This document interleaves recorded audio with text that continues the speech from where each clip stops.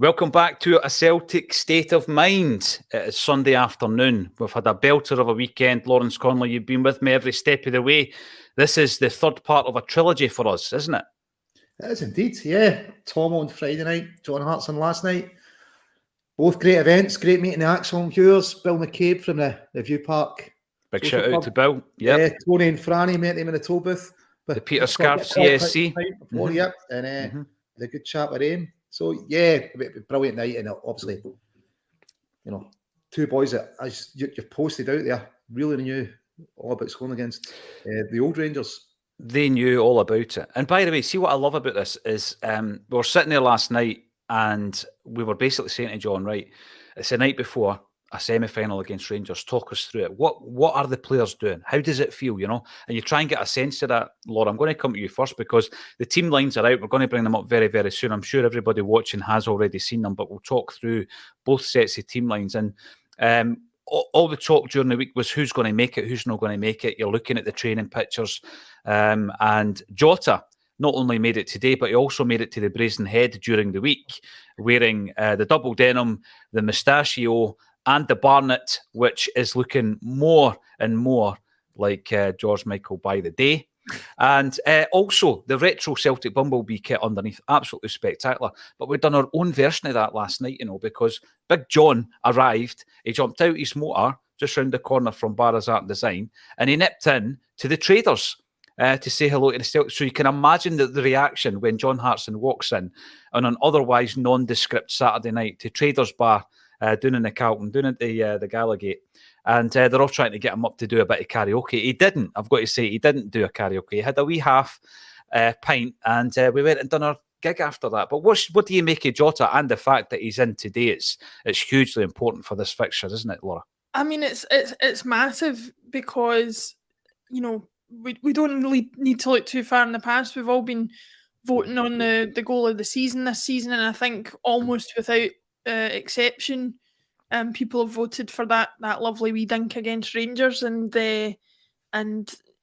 he's got into a wee habit of scoring against Rangers, which is really good. But the reason you want a player like him is in a game like this where it can be tense and it can be, people nipping at each other and all that, you just need that one player who can just get that spark of magic out of nowhere. And more than any other player in the squad, I would say, even more than Kyogo, who obviously we rely on massively for goals, but in terms of pulling a rabbit out of a hat, so to speak, Jota is about the most effective at that in the whole squad. So to have him in there, hopefully at full fitness, is absolutely fantastic. But I have to say, everybody going on about, and I know he's got a very distinct style, and I appreciate it. Nobody can take away the fact that he showed up in that retro Bumblebee shirt, but somebody shared a picture of David Ginola in that peak Kevin Keegan Newcastle team, and my goodness, they don't make a vintage like that anymore. I mean,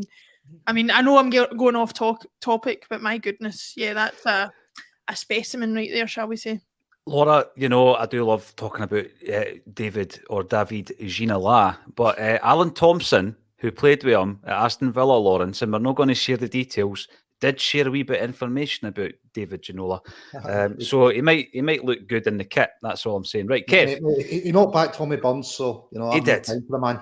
He did, and that's because Fergus was asking him if he could do it at Brockville on a wet Tuesday night. And he decided, nah, you're all right, I'll go down to Newcastle instead. Now, the right-hand side of that park, Kevin McCluskey, we've been talking all about it because I must admit, it was my biggest concern. We'll come to Hatate in a moment, but if Jota never made it today, you're looking at a player in Haksabanovic who I don't think is suited to that area of the park. You were looking at Abada, who we didn't know was going to make it. He obviously hasn't made it. And then, of course, you're looking at young Rocco Vata, who, by the way, we all want to do well, and I've been impressed with his performances so far, but this might have been a bridge too far for him at this stage of his career. And I think it's vital that Jota's made it, and Haksabanovic and Vata, of course, are on the bench. But what do you make of the situation on the right-hand side of the park? If Jota's not available, we really don't have the same quality, I don't think, that we do in other areas of the park. No, so first and foremost, I think it's just a massive boost that we've got Jota back and that he's fit, and you've got to have faith that he's fit enough to make it today and get through the 90 minutes. Thank you for noticing that one. He's massive. Like, it's everything that Laura's saying. He's the guy that kind of gets the bums off the seats. He provides a wee bit of spark of inspiration.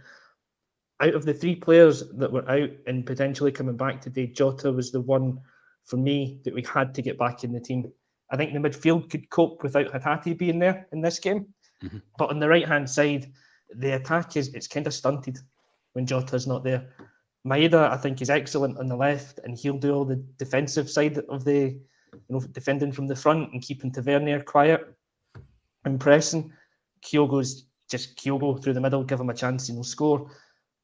But on the right-hand side, Jota's the one that makes things happen. You give him the ball, he'll terrorise Barisic, you'll take him inside and outside. He's the one that can create something out of nothing for us. Huge fan of Haksabanovic, but he's not a right winger. And you definitely miss that when he's there. He's very obvious in what he wants to do, I think, because it's not his natural position. Put him on the left or in the centre, and I think you've got a better player. But on the right, I think he's pretty ineffectual. Vata is a real talent, I think, but you can't start him in a game like this. It's far too much pressure to bring him in and expect him to be the guy that takes on pretty much the onus of the attack and the creativity up front. So to have Jota there, the guy he scored the goal of the season against them earlier on this season. He scored pretty much a carbon copy of Larsson's 50th goal of the season last time out.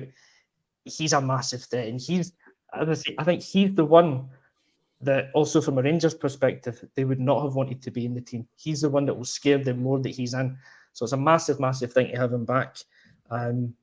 If he can last an hour or 75 minutes, he's capable of winning the game for us within that time. So huge boost to get him back in the team.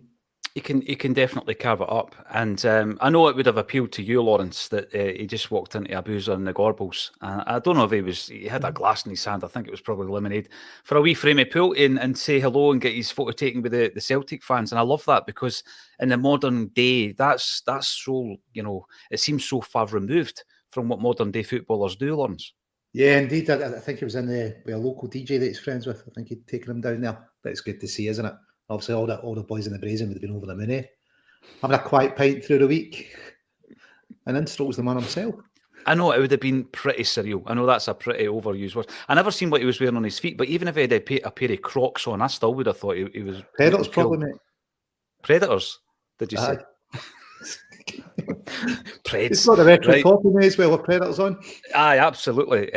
He might as well. And by the way, talking of tops, we'll come back to all of that. But obviously, there has been some leaked images of Celtic hoops. Who knows if it's the real deal? I hope it is, personally. But we'll probably speak about that on a less frantic day. I'm really keen to get some people... As long as it's no pink, it's fine.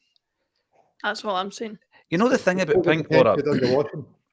The thing with pink that gets me is I think it can be done really, really well, but we just haven't done it well yet. So if we were to return to a pink kit, I think, yeah, great, but let's do it right. Maybe pink and black would work a wee bit better. The pink and grey certainly didn't. As we both know, we could go on about kits for hours. We should probably stick to the match for today.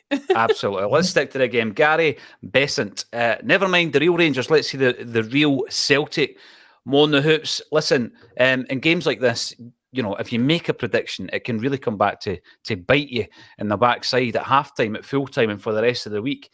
But what I will say is, if Celtic do turn up, if the real Celtic do turn up today, we're going to win this game, and we're going to win it comfortably, because what I've seen in the last 3 games is, for me, a below par Celtic. I'm not saying a poor Celtic, but they weren't at their best, and I think Rangers probably were, in particular, in the last game, and we still got the result.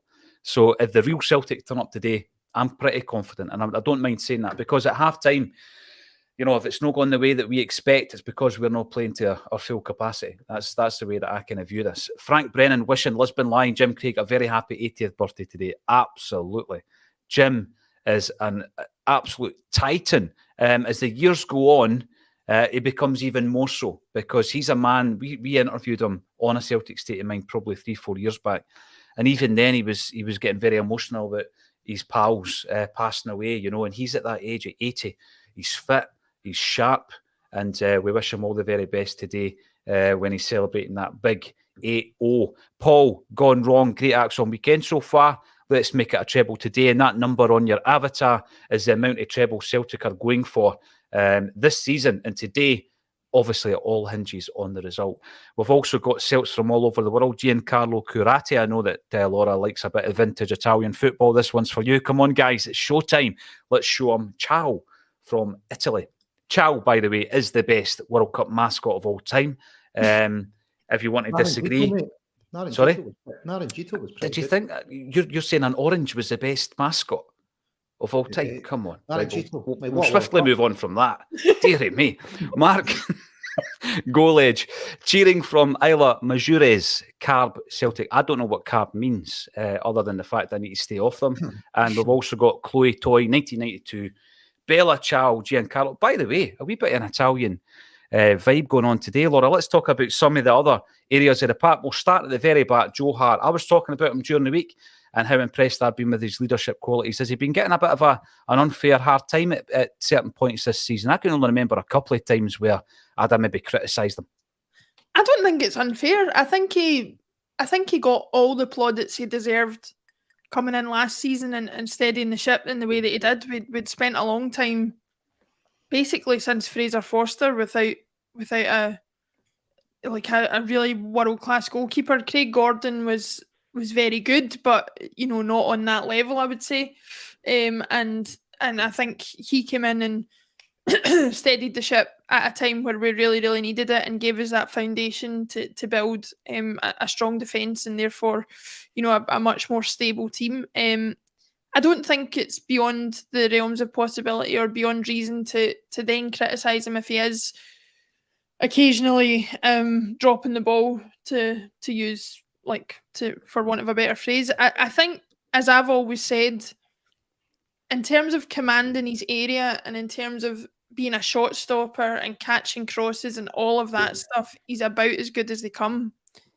I still think between him and Carl Starfelt, both of whom have had fantastic seasons this season, I have to say, but between the pair of them, your heart's always in your mouth when one's got the ball and is deciding to pass to the other one, because neither of them particularly seem to look where the other one is.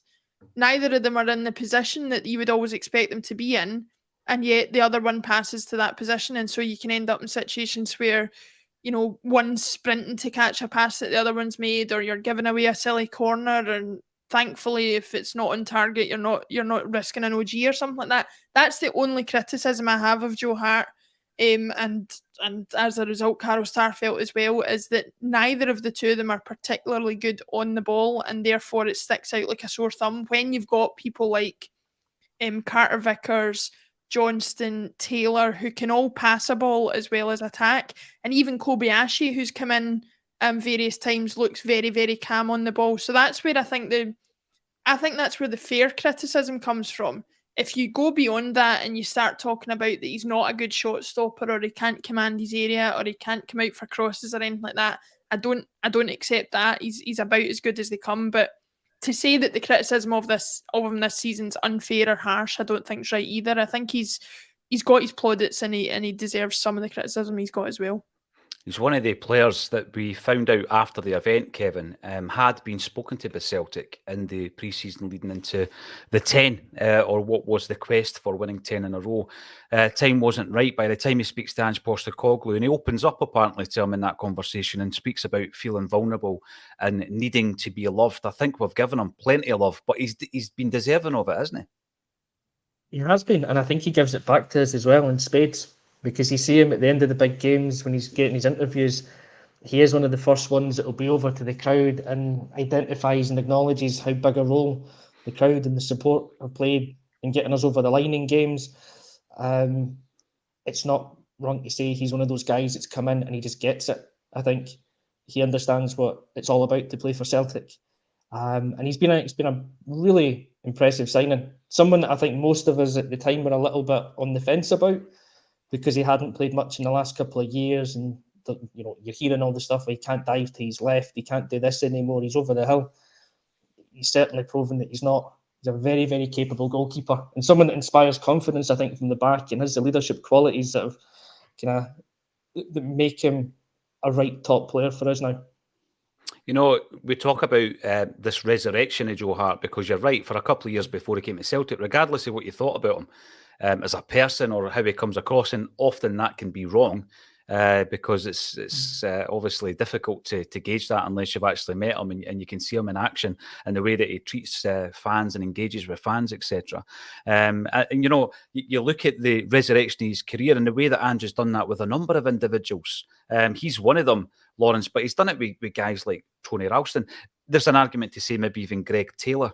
I'm not going to quite say that it's the same with Matt O'Reilly, but Matt O'Reilly, in terms of obscurity, there was a very promising career that ended up in the third tier of English football. And look what he's doing now. He's getting a man of the match performance this season against Real Madrid. Ange Postecoglou is fantastic. I don't know if it's a man management skill, if it's about giving the individual a wee bit more self-belief back, but he's certainly done it with a number of members of this squad over the last couple of seasons, Lawrence.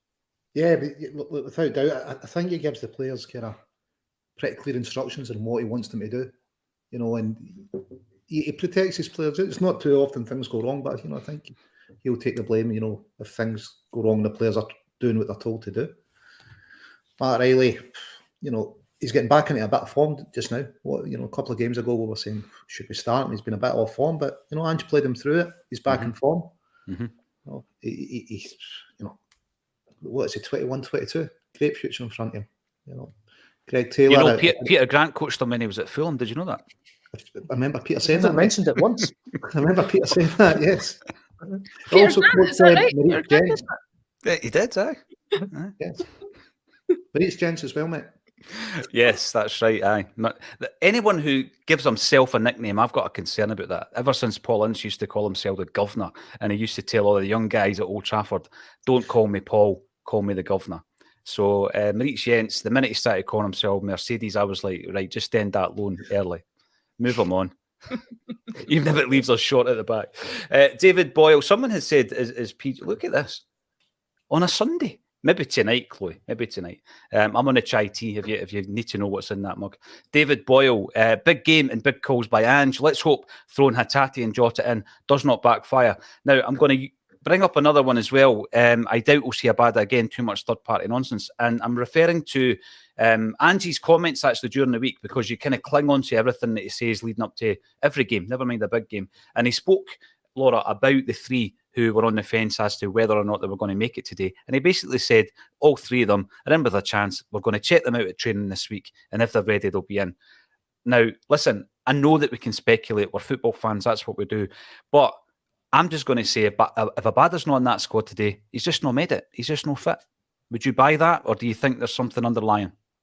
I think as fans, like you say, we have the right to speculate, and that's something that we certainly enjoy doing. Like, there's, you know, you don't appear on a podcast every week if you don't enjoy speculating about football, because you'd not have very much to talk about, because as we all know, we're kind of a lot of the time going on hunches and feelings and stuff you've heard down the boozer and stuff like that, and despite what some people might think, we're not that well connected inside the club, so speculation's part of the bread and butter of what we do. But at the same time, you can certainly read too much into things, and I think where Abada's concerned, he probably, I think there's truth to the suggestion that there might be third party involvement, and if that is the case, then fair enough. I will say thanks for your service and see you later.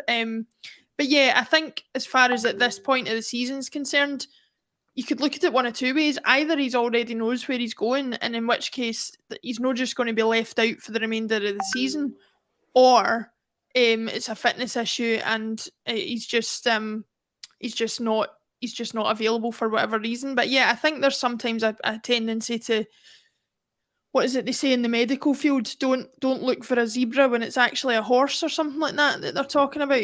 And I think that's basically what's going on. I listen, Abada, for my money, will be away at the end of the season. I think there's been too much smoke for there not to be fire, and that is going to be the case. But at the same time, he's too talented a player to write him off for the rest of the season. I think we need to use him if and when. And I think Ange would have done that if he'd felt it was the right choice today. Yeah, I mean, I totally agree with that, because when you look at the bench every week, Kevin, and we never tire of talking about the strength of the bench, and there's been a couple of times recently where we didn't feel as though there was enough kind of offensive players to call upon at that moment where you think a change is required. Abada against Rangers, he's done it time and time again. He's a big game player, and if he was fit, I'm pretty sure that Ange would have had him on a bench. However, Ange just changed their attitudes. I think back to even John Collins, and the murmurings were coming through that Collins wanted a move. And I remember Tommy Burns speaking about it because he left them out. And then you get the three amigos and all these guys, and it's almost like they hold you to ransom as a fan emotionally, because they know it does affect us. But there's been a bit of a change, I think, and it all comes from Ange. He's preparing you. He's normalising it a wee bit more, isn't he? And we've had a couple of batches of first teamers, favourites, Rogic and Beaton, and then Juranovic and Giakoumakis. They're gone. But as Laura says, you wish them well, you move on. And there's a real change in the way that we look at this. And I think that's all down to Ange as well, Kev. 100% is, yeah. I think one of the great things about Ange is just his honesty. He kind of faces everything head on, and he'll tell you how it is. It's like as much as you need to know, to the point that you're up to date. You're aware of everything that's going on. Basically, that you need to know, and he controls the narrative in these things. That's what I'm to get to. He controls the narrative, so he will tell you, don't get attached to certain players because they won't be here for a while. Whereas in the past, no manager ever came out and said that.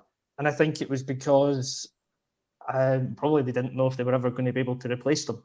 Mm-hmm. So we had to keep our best players.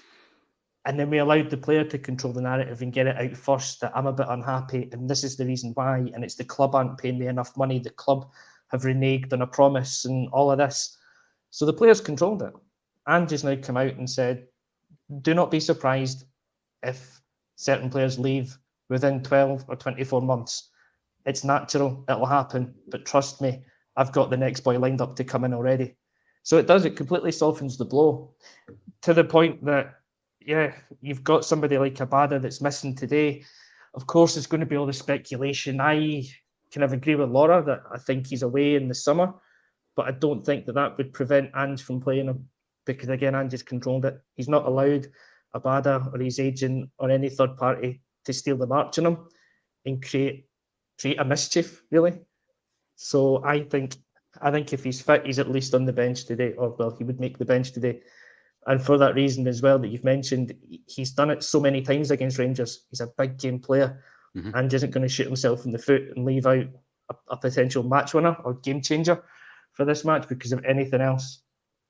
But yeah, as I say, Ange kind of controls the narrative and gets you to that point where change doesn't scare you anymore. And you just trust in him and trust that come next season, the players that are in the squad are going to be the right players.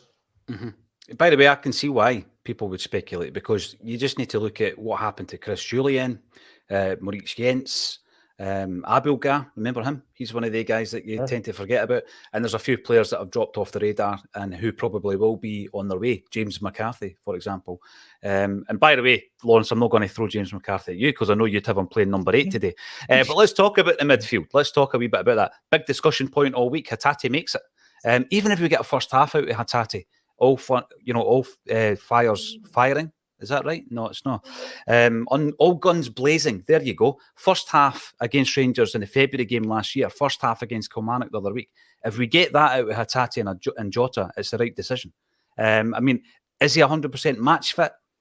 He wouldn't be playing if he wasn't. And I think that Hatate against Rangers has stepped up. I mean, his transition from a level of football that he'd only played for a couple of seasons to going into a game against Rangers at home and winning 3-0 and bossing it has been flawless. And that's why he's in today. I feel a wee bit sorry for Iwata, though, because I don't think he's made I don't think he's had a bad performance or, a misplaced pass. I can't remember it anyway. But Hatate, if fit, has got to play, and that's exactly why Ange's played him, Lawrence. Yeah, he's a more offensive player out of the two, isn't he? It's a cup game. We've got to win this. And yeah, Hatate's shown that he knows what it's about. He's a big game player. He can be relied on for goals, for assists, covers a lot of ground. If it hadn't been for injury, I think he'd have been stuck on for player of the year. As it is, I still think he's in the run for it. But yeah, if he hadn't get injured, I think he'd have been stuck on. So Rio's got to give everybody else in the dressing room huge lift, seeing Rio on the team sheet. So, and give Rangers a bit more to worry about. So, yeah, you have to start him. And as you say, if you get 45, 60 minutes out of him, brilliant. Because him in form for 45, 60 minutes is 2 or 3 goals for us. He is a game changer. I'm going to run through the teams. Just for the families watching, that was team sheet, by the way. It was, aye. It was team sheet. It was, aye. It is an early kickoff right now, so well said, Laura. The starting 11 for Celtic, if you haven't already seen it, but I'm sure you have, is Joe Hart, Alistair Johnston, Carter Vickers and Starfelt, Taylor, McGregor, Hatate, O'Reilly, Jota, Maeda and Kyogo. On the bench, Bain, Haksabanovic, Moy, Turnbull, Kobayashi, Awata, Ralston and Vata. Just a few weeks ago, Moy would have been a stick-on for a starting position, but that's the way that Ange works. O'Reilly, I think, is very deserving of that. Starting 11 for Rangers, McGregor, Tavernier, Goldson, Davis, Barisic, Lundstram, Raskin, Cantwell, Tillman, Kent, Morelos. Substitutes, McLaughlin, Ridvan, Hadji, Suter, Matondo, Kamara, Wright, Fashion Jr., Arfield. Both teams full strength, Laura. But as I've said before, if Celtic play to their capabilities, we can win this game and we can win it well. Yeah, I mean, no excuses from either team today in terms of the lineups that are there. There's not going to be anybody able to come back at the end of this and say, but we didn't have such and such, we didn't have such and such. As weak as Rangers team is, in my opinion, it is the strongest team they have. So, they can have no excuses as far as that's concerned. From our point of view, that for me today is the strongest 11 we could have if all players are on form. And that includes O'Reilly being in there. I would take O'Reilly over Moy any day. It's just that in the last few months, the form book has flipped and Moy has been the informed player. He's dropped off a little bit just as O'Reilly's returning to form, so that's worked out quite well. Mm-hmm. But in terms of pure ability, I think that 11 that are going onto the pitch today for us are the team that I would pick if you asked me to pick my ultimate strongest 11 from the squad we have. So I couldn't really be happier with it. I'm just hoping that, in certain cases, Jota and Hatate, who've been out for a while, hoping they're firing on all cylinders today. Hoping that McGregor brings everything that he normally does. Hope that O'Reilly continues his progress in terms of his form. And I think that was some guy from Game of Thrones or Brian Laudrup, I don't know which. But I think in terms of lineup, if you couldn't have asked me to pick a better lineup than that, and I'm really excited to see what they do if they're on form. I think that's an interesting point you make, Laura, because all week I've been going on about Awata. Obviously, Moy a few weeks ago, yes, he starts the game. But when fit, if you're looking at the strongest 11, if there is such a thing under Ange, I agree with you. That is the team. But O'Reilly's form meant that Moy got game time. Hatate's injury meant that Awata got game time. And yeah, it's the form book that has changed that slightly over the piece. But for me, that is the strongest lineup that we have. And people, just before we go to the action, a wee bit prematurely there, unfortunately for me, Kevin, people go on about the midfield and the game being won and lost in the midfield. A huge part of that is Johnston and Taylor playing in the inverted fullbacks because they overload the midfield. And I think that I don't think that Rangers have managed to figure out a way of stopping that. And they're key to this game today, the two fullbacks. Very few teams have found a way to stop those two, and they're really overlooked players when you talk about the midfield. Because when we'll go through a team sheet, we'll talk about Hart as the goalkeeper, the back four, and then McGregor, Hatate, O'Reilly's your midfield three. But actually, Johnston, as you said, Johnston and Taylor, when they come in, they make it almost that midfield five. Mm-hmm. They allow O'Reilly to pull out a bit wider. They allow Hatate to get into the space behind the striker. And they're the ones that are probably two of our more creative players, especially Taylor. I mean, his passing that we've seen over the last 12 months or whatever has just been, it's frightening, the level of improvement. His pass was it O'Reilly's second against Kilmarnock the other week? He just kind of splits the defence apart. He's been doing that regularly. And I've got to give Kevin his credit here. We have from early days have butted heads about Greg Taylor, and yes. You were a Greg Taylor stan from the start, and I've taken a while to be convinced, but he's been absolutely fantastic this season. Aye. Yeah. See, well, I'm living proof that a broken clock can be right at least twice a day, you know. So, The I'm- teams I'm- are on the park, by the way. One last mention for the Green Brigade's campaign to get the Celtic end looking as green and white as possible. And obviously all the flares have just gone off. It looks sensational. The players are doing their obligatory hand claps and fist punches and all that kind of stuff. The action's about to kick off, so let's go and check it out. But I'm going to get some predictions, starting off from you, Lawrence Connolly. Prediction for today, my friend. 4-1 Celtic. 4-1 Celtic. Laura Bradburn, you love a prediction. I'm going to go I'm even more optimistic than Lawrence. I want a clean sheet. I'm going to go 4-0. 4-0, Laura. Wow. Yeah. Kev. I'm not going to give you a score. I'm going to tell you Celtic will win. Kyogo will get his 4th consecutive goal against them, and he'll hit at least his 30th goal of the season today. Love it. Very positive. Let's see if the smiles and the positivity is still there at half-time. Join us at half-time. Let's go and join the action. Thank you, everybody from all over the globe who have joined us in the pre-match today. It really is appreciated. If you enjoy what we do, give us a big thumbs up on the YouTube channel. And thank you to Kevin, Laura and Lawrence for joining me on A Celtic State of Mind.